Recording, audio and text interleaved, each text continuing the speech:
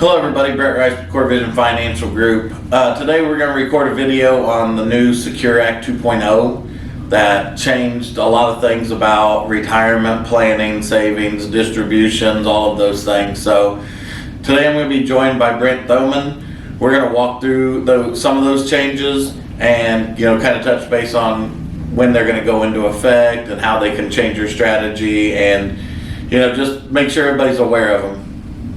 So thanks for joining me today, Brent. Well, thank you for having me today, Brent. I appreciate it. So today we're going to talk about the new Secure Act 2.0. Yep. There's a lot of changes, a lot of things that can impact a person's retirement plan, the way they take distributions, all of that stuff. So real quick, why don't you give us some of the highlights and then we'll delve into the details. Not a problem. A lot of these highlights are actually starting this year in 24 and 25, so some of them won't take effect immediately, but we need to know about them because they are some substantial. So some of it is R&D age is going to increase starting this year. There's going to be a difference in penalties if you do not take all your R&D. There's also going to be some changes on the Roth account in 401ks, 403bs, 457s, and things like that. Also some new rules on automatic enrollment on new plans going forward, things like that. Emergency savings, we'll talk a little bit more, but that is something new for helping people that maybe not have a savings that the 401k or company can now help you with. So how would you like to start in delving out into this? Well, I think all of these are important, but I think the change in the R&D age is one of the biggest things that came out of this new legislation. Yes, I would agree. The government here in the last 2 years, it used to be 70 and a half for many, many years. In 2020, they changed that to 72. So they recently just changed that. In 23, you can push it off till age 73. And then in 2033, it actually will increase to age 75. So there is kind of a slow step up. But really the biggest change is 73 is now your required minimum distribution starting in the year of 2023. Real quick, just for people that may not know, just kind of explain an R&D. So an R&D is if you have a retirement plan or an IRA that the IRS has put a limit on how long you can defer those taxes. So your required minimum distribution currently is if you have an IRA or if your plan stipulates that you must take it. At age 73, there is a formula, and I think it's a little under 4% that you will have to take. Since you've had deferred taxes on all this money, IRS now says, hey, we need to start collecting taxes on this money. So that's how R&D works. Yeah, I just know a lot of times you start talking about R&Ds, sometimes people will be like, okay, explain an R&D, especially younger people that aren't close and haven't had to try to calculate any of that or figure any of that out. So I think that's, if we're going to talk about how important that is, we just want to make sure everybody understands what's an R&D. So why do you think that's a big deal that you can start pushing that back? Many people aren't using their retirement accounts at this current time. So they were forced to take it, let's say again, back in 70 and a half or 72, and being taxed on money they didn't want to have to take in the first place. So pushing it back another year actually helps some people for planning on how to take money in retirement. For a lot of our clients now, it gives us some flexibility of not having to take it as early as it used to. So the percentage will still be calculated the same. It's just now you're looking at the percentage of 73 starting instead of worrying about 70 and a half, 71. So you won't worry about those first couple of years? No. As it sits this time, they have not changed the schedule on percentages for the mortality table. Okay. So it's just now you start at 73 versus starting at 72.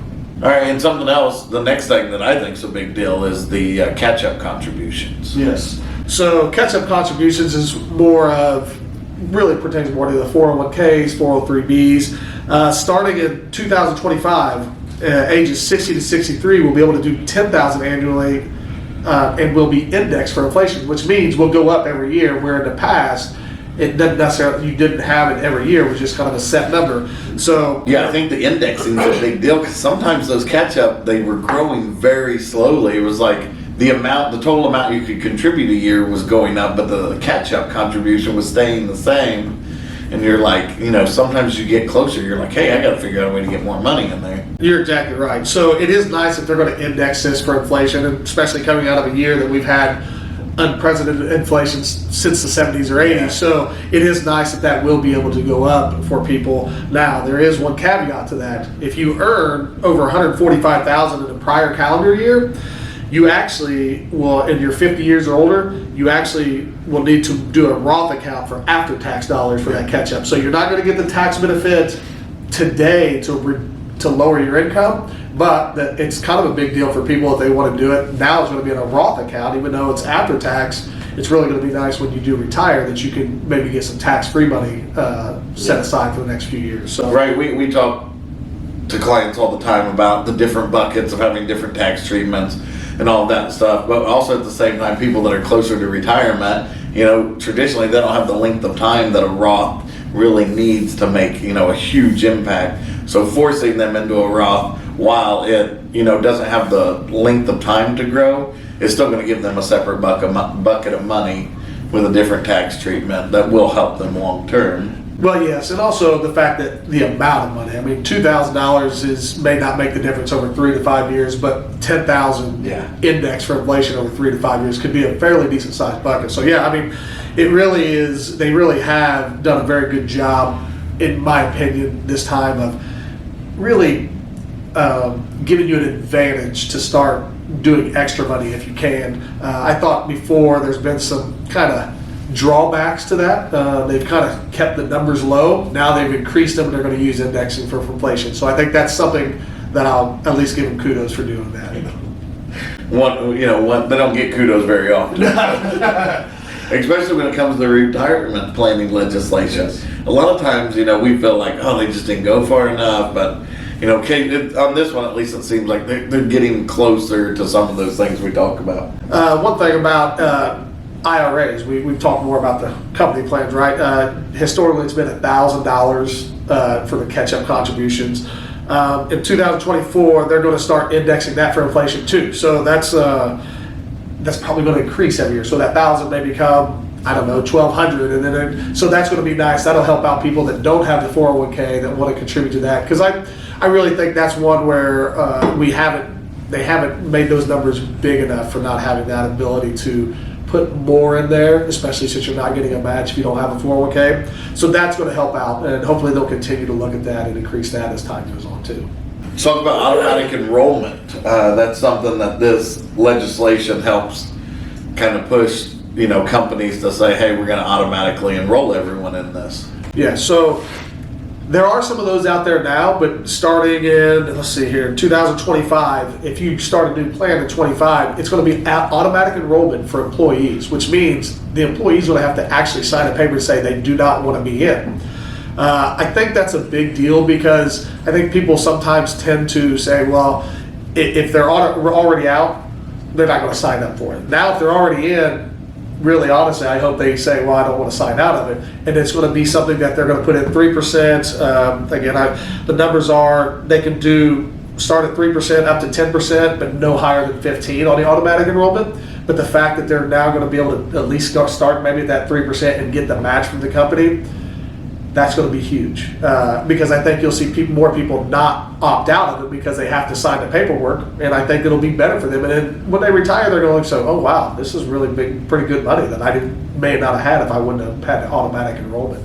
I think that's the reason a lot of people don't get in a plan is they're like, oh, I gotta go see somebody in human resources and get a form, or I gotta get on a website, download a form and fill it. And now it's the opposite. Hey, in order to get out of the plan, you have to do those things. So I agree with you. I think maybe we'll see people that get in the plan just because they're not going to have the opportunity to opt out of it, right? To go fill out the paperwork, go to the website. They're just not going to do that. So then the reverse happens. Now instead of them not saving any money, they're just by default saving money. I really like this one. There are probably some people that don't, but I think overall, for the best interest of retirement for people, I think it's going to be huge. Well, right, especially when you're starting with a new company. I mean, if you start it from the beginning and you get to the default of 3%, well, now you're automatically, okay, this is how much I get paid. Yeah. You don't miss the 3% as opposed to adding it later and then being like, oh, okay, great. Now I've got to figure out what I'm going to do without that 3%. Yeah, you're exactly right. I think it's great for the employees. And I think, honestly, I think it's the employers. They're kind of being forced to, hey, we're going to put in for them. I think that's another thing. I mean, most employers want to help their employees, but you know what? If they don't have to spend that 3 or 4% on the match, that's good on their bottom line. But I think now being forced on these automatic enrollments, I think it's going to be great. I think it's going to help employers also keep more people. So I just think it's starting at 25. I think that's a big deal. I mean, I really like that they've done this. So. Yeah, I agree. One of the next things, the student loan matching is something I think is kind of quirky. It's not for everybody, and kind of the way that it was presented is a little odd. But I think it's a great opportunity, for people to get in early, right? You're paying student loans, but now the company's going to contribute on your behalf. So exactly. I mean, there's a lot of talk about student loan debt, right? I mean, it's one of the biggest bills that's really in America at this point, debt wise, even over almost as much as credit card. So someone who's paying student loan debt, going into a job, they're paying off their student loan. It's 24. Employers are still be able to match as long as even if the employees not putting in, but they're paying student loan debt, the employer can actually put matching dollars into their 401k for them. It's an extra incentive for them to continue to pay off debt, but also have that retirement for them. Now, there's again, it's very kind of vague at this point on how that'll work, and it has to be adopted by the employers. But I think if you want to get good employees, you better be on top of this, putting this in your plan document for this, that, hey, if they're going to be putting $400 every month paying for their student loan to pay this off, I need to be matching them so they want to stay with me, because that makes me look like an employer that really cares. And I think that really does. If you're going to match and they're not even putting in because you're paying off your student debt, I think that's a great, it's a great feature. And I really like, this was something that kind of was talked about, didn't know much about, but really, I really like the ideas. They are rewarding you for paying your student debt by matching into your 401k because they want your retirement to be as big as possible. And once that debt's paid off, then you start adding to it yourself. So I really think this is kind of a unique rule that came into this. I really like this. I think it's also important to get people in the plan as early as possible. Yes. And I think this allows for some contributions to be put in on their behalf from the very beginning. Yes. As of them paying on student loans for 10 years or 15 years and then start putting in, I mean, they're going to have 10 years worth of growth or 15 years worth of growth when they start adding. Well, you know as well as I do is you can look at all the hypotheticals of all that. The earlier you start putting, the more money you'll have. Even if you wait 10 years and put more money than you would have day one, you're still never going to catch up. I mean, it's just the math of compounding interest. So the fact that if they're paying off student debt and the employer's putting into them day one for their matching, that's huge for them. Huge. I agree with you. I think it's got to be a hiring advantage, or for certain companies to be able to say, hey, look, we know that this profession, traditionally graduates come out with a lot of student loan debt. Yeah. So we know you're going to spend the first decade paying that down. While you're doing that, on your behalf, we're going to make contributions. That's how we want to treat the people that work for us. You know what I mean? So it gives you that advantage in the interview process of being like, this is why we think we're a better company than company B or whatever. Yeah, you're exactly right. I completely agree with that. So historically, if you as an employee wanted to do Roth contributions, the employer's matching is always before tax. So I do believe it's starting at 24. The employer can now actually match with Roth contributions. Now that again, they'll have to adopt that in their plan, but this is another, again, big situation that it's always been, you were gonna have pre-tax money from the employer with your after-tax money as employee, so you would have taxable money at retirement, which is okay. But now they can have the option of the company match can be Roth contributions. So after tax dollars that grows tax-free, that comes out tax-free. So you could have a very large Roth 401k when you retire, which that's a huge advantage, especially if you're young. All those years of growing tax deferred and come out tax-free, man, that could be a game changer for younger people if certain companies or most companies adopt this to be able to put Roth contributions in on your behalf from the employer. So yeah, I really like this. Now, it may be a slow catching on. Well, I really think the Roth contribution from the employer could be a game changer, especially for younger people, if those plans adopt that option. Could you imagine putting your own after tax, an employer matching an after tax, and you're maxing out the much? Oh, you could just have enormous tax-free benefit at retirement. So I really think this is going to be one that could potentially be a game changer for people, especially younger people. Yeah, right. It's probably going to, like you said, the adoption rate of this into company plans. It's probably going to take a little bit of time, but for younger people, like you said, it could be an absolute game changer. When I look at my kids' ages when they get into working. If this is adopted by them. Obviously, my recommendation to them is you go after tax and take their after tax. You're going to, at the end of your working career, you're going to love this. So I really think if companies do start to adopt this over time, this could be a real game changer. So let's talk a little bit about, we're going to continue on with the 401k, about the emergency savings, something new. Talk a little bit about that, Brent. Yeah, so this legislation included the ability for an employer-sponsored plan to have a separate savings account that allows employees to save money, potentially get an employer match in it, up to $2,500 that they could make 4 withdrawals tax penalty free a year. Say they have it taken out of their check, they get $2,500 saved up in there, so the contributions stop, and then say, you have an emergency, you take a withdrawal out of that, you use that money, you restart contributions back to that. So it gives you the ability to save money kind of through a payroll deduction. It would be in your retirement assets and potentially get an employer match. Yeah. I mean, I think this is something that, historically America has a hard time saving money, right? So this gives us another avenue to just be like, hey, just take it out of my check before I get it. That way I don't have to worry about where to put it. I know where it's going to be. I have access to it. I can make withdrawals on it. Just gives us another way to save for emergency savings. No, I agree. I mean, we've seen on 401ks, people taking loans out have to pay taxes. And historically, you couldn't put back in for 6 months or a period of time, depending on what type of loan or withdrawal it was.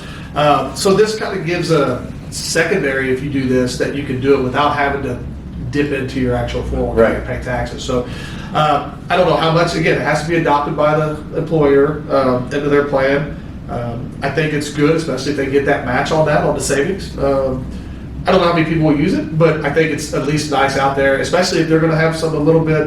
It might entice them if the employer is going to help match some of that. Yeah. So it's a 2,500 is the highest. It can actually be set lower by the employer, but really, I mean, it's just another option that they have in their plan. Yeah. I just think that's another way of talking about the student loan matching. This is just another way for companies to say, we want to help you meet these goals. We want to help you understand that we want you to stay here for a long time. We want you, all these things to say, we want to help you live a better financial life. So completely agree. Well, let's talk a little bit about the new credits that a new plan for 401k or 403b, if you start one up, the government has given us some credits that now helps the smaller employer that might have been a barrier for the startup plans that could cost $2,000 to $4,000 a year. They have really stepped up compared to what they did in the past. You want to start out with this? Yeah, so, a large portion of America is employed by small businesses. So you end up with a lot of people not covered by an employer-sponsored plan. So what the government has done in this legislation is try to encourage small businesses from starting retirement plans. So what they've done is said, hey, there are going to be tax credits available.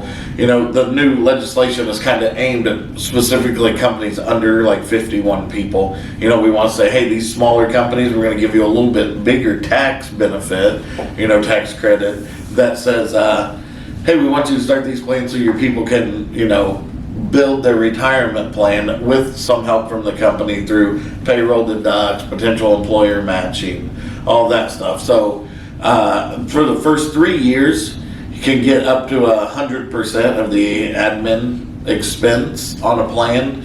So I think that's a big deal for small companies that are like, you know what, like you said, it's going to cost $2,000 to $4,000 a year. For a small business, that might be a prohibitive thing. So now going back and looking and saying, hey, that's something that could be, given back to you in tax season. So, Yeah, you're exactly right. I mean, if you have a 5 or 4 person employer, I mean, $2,000 or $3,000 to start this thing up, plus the contributions that could be a big deal. So they are, I mean, to their credit, they're giving a credit at the end of the tax season to get that back, right? I mean, that helps out a small employer that might not have done anything before to be able to attract talent. That's always a tough thing, is benefits. When you're a small employer, attracting people can you offer benefits, and what type of benefits can you offer? There's also some benefit on contributions to the employee for the employer. You get some tax credit on that, correct? yeah, so on employer contributions, up to $1,000, you can get credit for those contributions.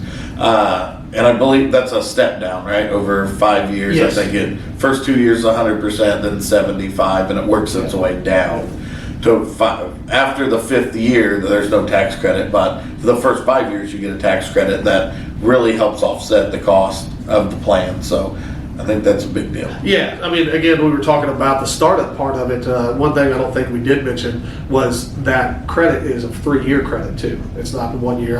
Maybe we did mention it, but you're exactly right. The contribution, again, you still have to put in contributions out of your pocket for a small employer. That can be a little tough. So, like you said, they're going to do a 5-year with a step down, contributions up to a max of $1,000 for each employee.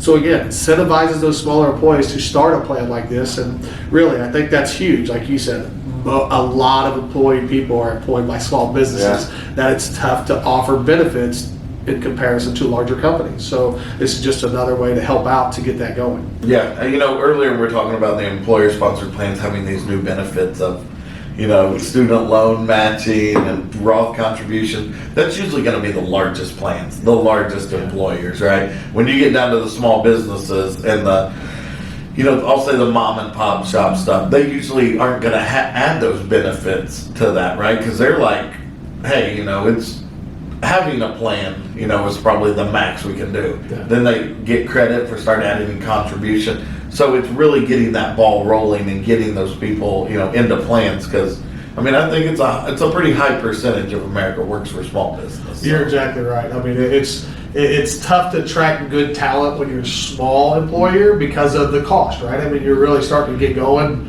All right, another piece of this legislation, Brent, that changes is qualified charitable donations. So why don't you talk about what the changes are with that? Okay, so about, I think it was 2 years ago, maybe a little bit longer, the IRS gave the ability for people that were in their required minimum distribution phase, they could give up to $100,000 tax-free if they gave from their IRA straight to the charitable not-for-profit. They couldn't take it first and then give it to them, it had to go straight there. So that's been pretty successful, especially for nonprofits. I mean, I've seen it on the side of working for the Hospital Foundation and St. Joe and things like that. We've seen people that do not want to take their RMD actually gift those straight to there to avoid paying taxes. So again, great thing that they brought up then. Now we're going to change it a little bit, and I think in a good way. One is, since we just talked about required minimums changing to 73, they kept the rule to 70 and a half. So if you're 70 and a half, this applies to you. They're still going to do the 100,000 tax-free, but they're going to index it for inflation, which is nice. So that could go up every year. Understandably, that this isn't happening for every person in the world, but there are people that it does work for. But it is something big. Again, it starts in 2024. We've got a year till that starts. But like I said, I think it's really good that they're going to start indexing this, and they're going to keep the age at 70 and a half instead of moving it up to 73. So again, kind of a rule that's not going to apply to everyone, but it does apply to quite a few people that are charitably inclined that don't need their RMDs and don't want to have to pay the taxes on those RMDs. So it's really nice. I thought this was kind of nice for people. Again, not going to be for every person, but it is going to affect some. But it kept, the biggest thing I thought was they kept the age at 70 and a half. All right, one of the new wrinkles that came out of this Secure Act 2.0 is the Roth, or the 529 to Roth option. Yes, so a lot of questions we've gotten from people are, well, if I start this 529, what am I going to do if my son or daughter doesn't go to school? Or there's still money left. Again, obviously you can transfer that to other children, grandchildren, things like that, or even yourself. One of the new legislations, which I think is kind of neat, and hopefully they'll build upon this as years go on. Starting in 24, if you've opened a 529 15 years ago, you can actually convert that 529 to a Roth for the beneficiary up to $35,000. So that to me is awesome, because before you would have had to take it out and pay penalties on any of the interest. So taxes and penalties. So it really, they've started out 35,000. I think that's a pretty good number. Hopefully that's indexed eventually for inflation.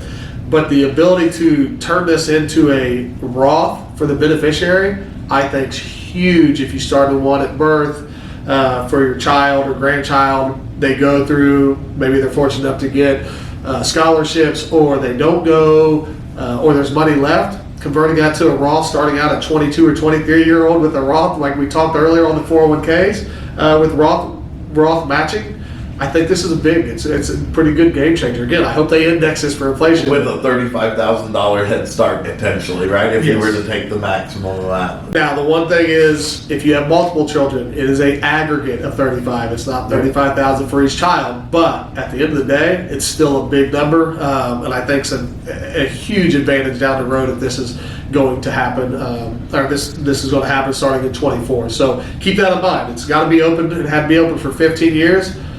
There's still some gray area on changing beneficiaries and all things like that, but I think it's a step in the right direction on 529 plans. Well, you talked about the reluctancy of a lot of clients to open a 529 because they don't know what's going to happen to that money. Well, what if they don't go to school? This just gives hey, now there's an avenue. Yeah.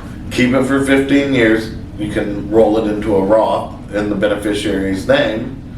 Then you can still give them that money. Yeah. Right? Because some people I've had conversations with, they're like, well, I would still like for that person to get the money, because you're like, oh, we just changed the beneficiary's name. Yeah. They're like, well, I kind of wanted it to go to this person.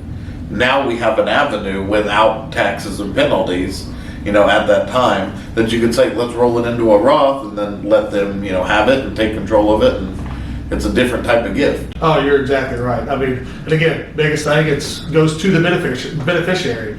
Again, there's some gray areas still. They haven't really came out with all. Again, the Secure Act 2.0 is huge.